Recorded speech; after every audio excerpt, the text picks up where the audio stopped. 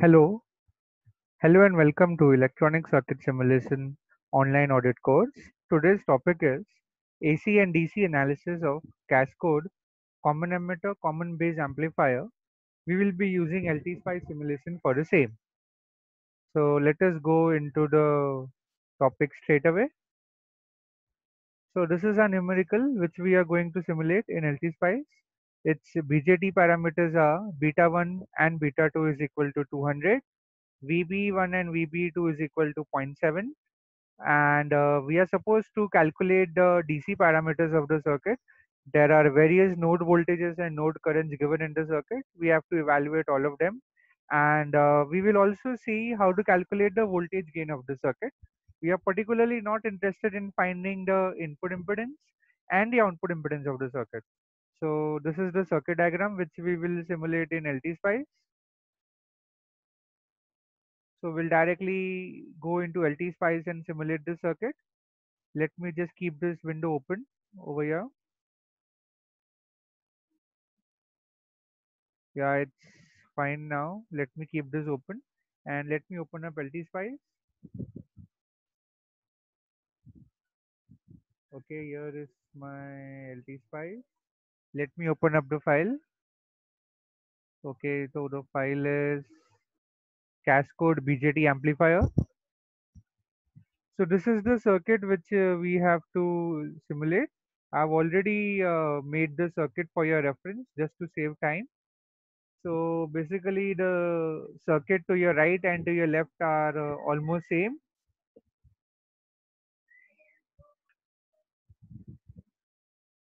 So as you can see, both the circuits are similar. Now we go to the circuit and try to simulate it. Now as you notice, we have named various node terminals over here. For transistor Q2, which is in the common base configuration, we have named its base terminal base 2, collector terminal collector 2, and emitter terminal E2. And similarly, arrangements have been done for transistor Q1. So now we'll go ahead and first check the DC analysis of the circuit. So let me just remove this. Also, we have defined a model with the beta as 200. Let us check whether we require beta as around 200. Yes, the beta requirement is around beta 1 and beta 2 is around 200. Now let us go and simulate it. So we have to go to simulate, click on the run, and we have to select DC operating point and click on OK. So the moment we click OK, the DC parameters, that is the DC voltages and the DC currents will appear on the screen. So these are the various operating point DC currents and the DC voltages, as you can see it in your screen. Now let us cross check these values with our theoretical values which we have obtained over here. So these are my numbers over here. So let me one by one check these numbers, whether they are fulfilling the requirement or no. Okay, the first is VB1. VB1 is coming out to be 2.44 theoretically, and in LT-SPICE it's coming out to be 2.3147. So almost similar. They are not exactly the same, but quite different. VB2 is coming out to be 7.32, and in LT-SPICE it's giving around 7.1. VE1 is 1.74. VE1 is 1.59 in LT-SPICE.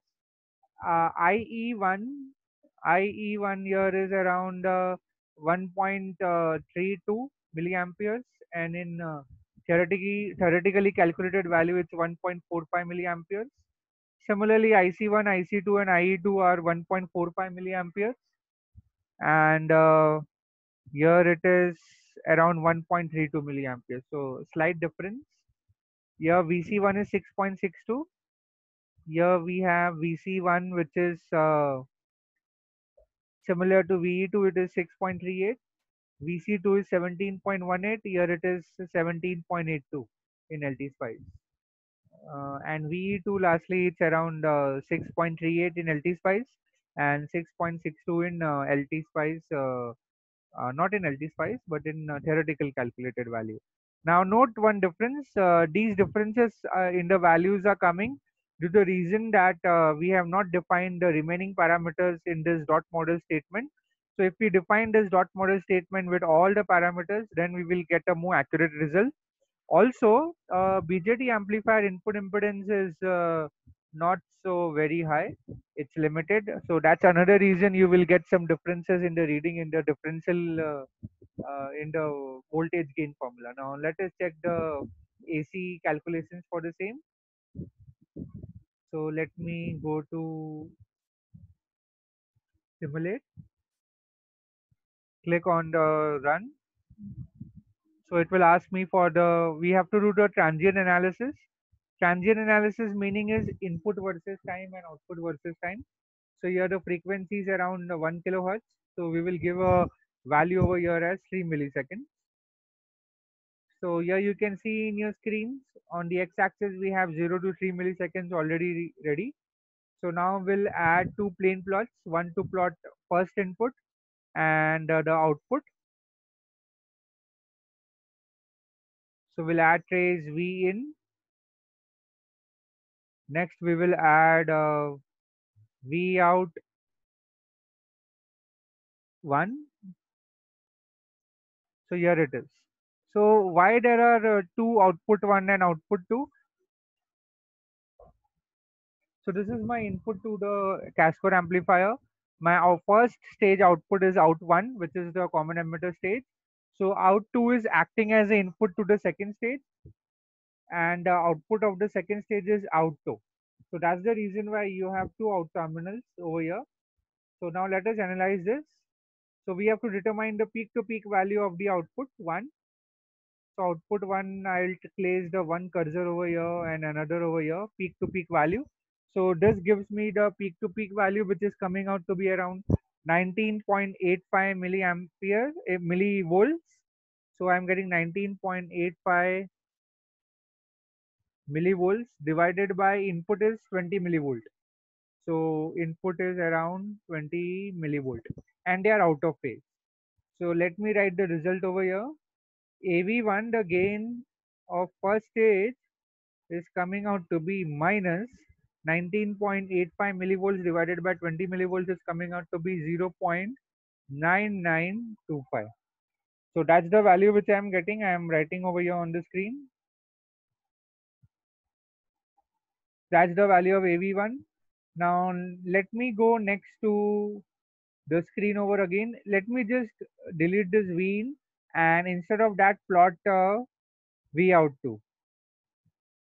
So basically in the second stage of the amplifier, V out 1 is my input to the second amplifier and V out 2 is the output of the second amplifier. So now we have to evaluate V out 2 amplitude.